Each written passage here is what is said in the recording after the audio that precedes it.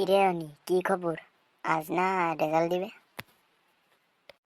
আজকেই তো পরীক্ষার রেজাল্ট দিবে। রেজাল্ট পেলে যে কি হবে কে জানে। আচ্ছা চল এবার রেজাল্টটা তো দেখে আসি কি হয়েছে। বন্ধু, আমি পাশ করে গেছি। হ্যালো মা, আমি পরীক্ষায় পাশ করে গেছি। কিন্তু বন্ধু রে, আমি তো 4টে সাবজেক্টে লাড্ডু পেয়েছি। এখন আমার কি হবে? কি বলিস রে দোষ? আমিও যা লিখেছি তুইও তো তাই লিখেছিস।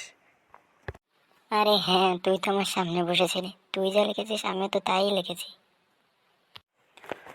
ও, তাইলে আমি বুঝতে পেরেছি ব্যাপারটা কি হয়েছে। তোর তো ভুলভাল লেখা স্বভাব। আমি লিখেছি হয়তো ধান, তুই লিখে হয়েছিস পান।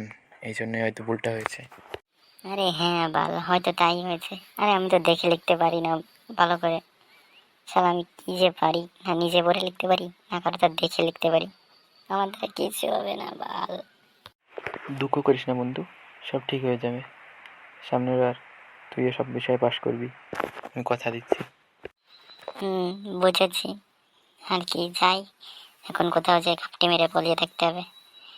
ভাবছি খাটের নিচে বলাবো। আচ্ছা যাই দোস্ত। শালা দেখেও লিখতে পারে না, একটা মূর্খ।